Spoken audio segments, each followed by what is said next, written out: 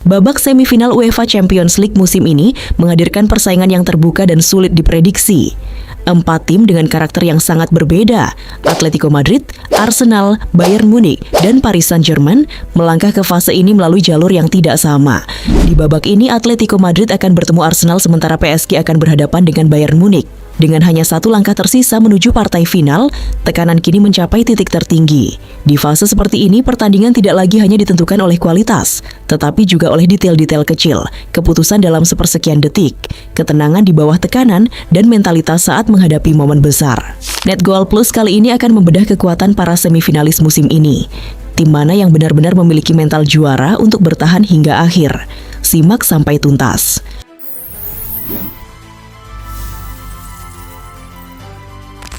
Dari 4 tim yang bertahan hingga babak semifinal UEFA Champions League, Arsenal menjadi satu-satunya tim yang belum terkalahkan sepanjang turnamen musim ini. The Gunners mencatatkan performa yang lebih mentereng dibandingkan 3 kontestan lainnya, terutama di fase Liga, di mana mereka meraih rekor sempurna.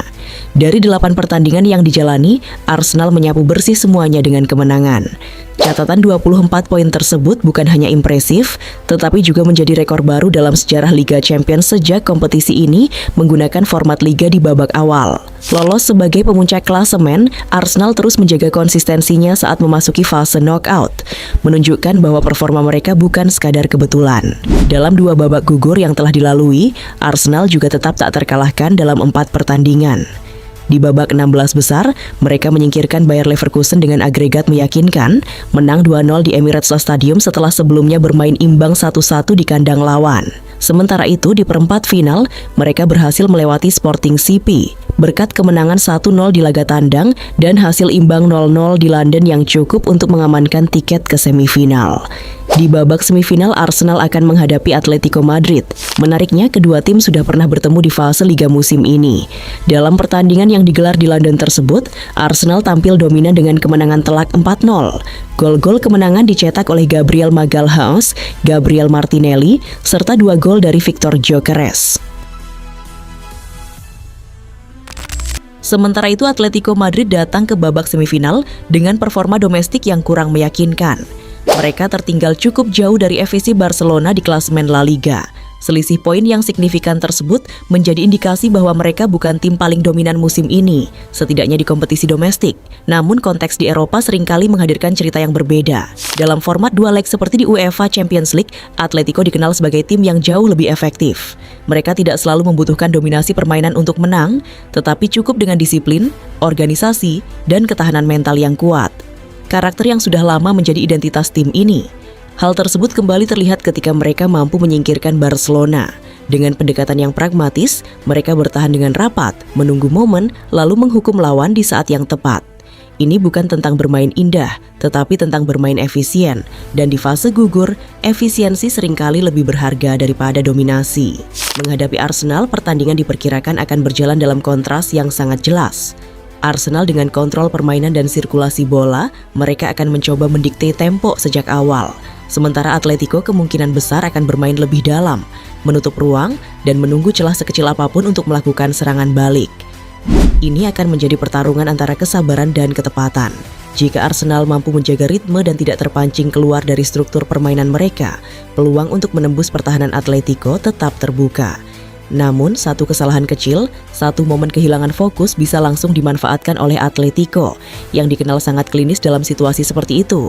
Duel ini sangat mungkin ditentukan oleh detail-detail kecil. Arsenal membawa momentum dan konsistensi sepanjang musim, sementara Atletico hadir dengan pengalaman dan ketangguhan mental di laga-laga besar. Pertemuan ini bukan hanya soal siapa yang lebih baik secara permainan, tetapi siapa yang paling siap menghadapi tekanan.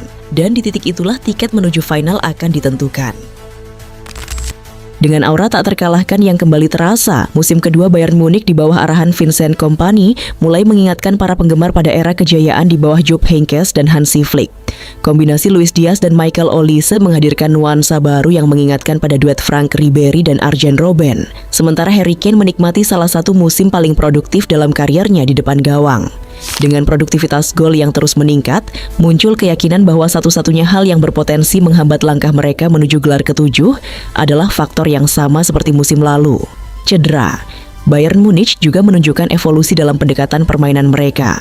Berangkat dari struktur dasar 4-2-3-1 yang telah lama menjadi identitas tim, sistem ini kini berkembang lebih fleksibel, mampu beradaptasi sesuai kebutuhan untuk membongkar pertahanan lawan. Pola tersebut dimaksimalkan melalui distribusi bola dari Joshua Kimmich dan ketajaman Kane, serta eksploitasi ruang di sisi sayap melalui kreativitas Olise dan Luis Diaz. Dalam waktu yang relatif singkat, Kompany berhasil mengembalikan aura kompetitif Bayern di level tertinggi.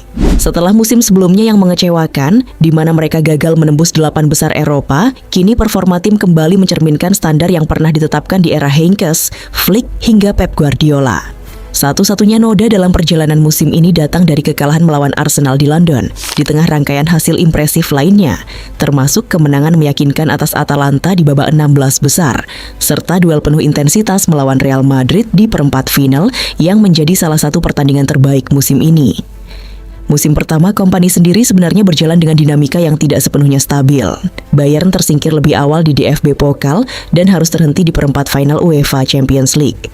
Namun mereka tetap berhasil merebut kembali gelar Bundesliga dengan selisih 13 poin.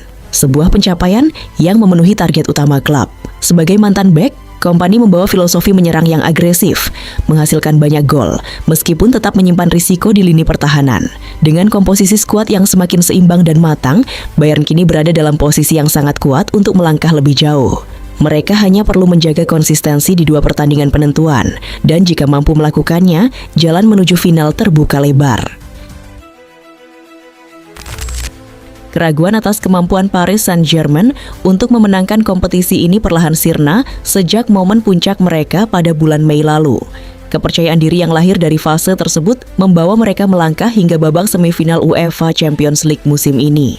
Meski perjalanan di fase Liga sempat berliku, kemenangan agregat 8-2 atas Chelsea di babak 16 besar, serta kemenangan 4-0 atas Liverpool di perempat final menjadi pengingat akan daya hancur lini serang mereka. Ketika prinsip permainan mereka menyatu, kecemerlangan individu, pergerakan tanpa henti, dan intensitas kerja tinggi, PSG mampu meruntuhkan bahkan tim-tim terbaik di Eropa. Di bawah arahan Luis Enrique, Paris berkembang menjadi salah satu tim paling komplit di era modern. Fondasi pertahanan dibangun oleh Marquinhos dan Willian Pacho yang memberi kebebasan kepada bek sayap seperti Nuno Mendes dan Achraf Hakimi untuk naik dan berperan sebagai tambahan di lini serang.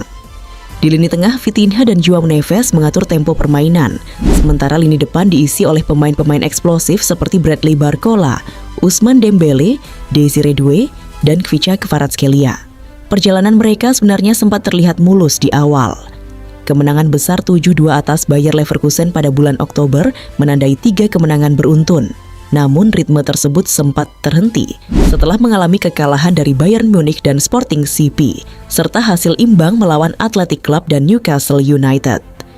Hasil itu membuat mereka harus puas finish di posisi ke-11 dan kembali melalui jalur playoff, termasuk menghadapi perlawanan sengit dari AS Monaco. Meski sempat goyah, PSG kembali menemukan bentuk terbaiknya saat memasuki fase gugur. Mereka tampil dominan saat menghadapi Chelsea di babak 16 besar, sebelum menunjukkan kualitasnya dengan menyingkirkan Liverpool secara meyakinkan. Dalam momen-momen terbaiknya, tim ini terlihat nyaris tak terbendung, memainkan sepak bola dengan tempo tinggi dan variasi serangan yang sulit diantisipasi. Namun, di balik dominasi tersebut masih ada celah yang belum sepenuhnya tertutup, kelengahan di beberapa momen serta efektivitas penyelesaian akhir yang kadang menurun menjadi aspek yang perlu diperbaiki, terutama ketika menghadapi lawan dengan kualitas dan disiplin tinggi.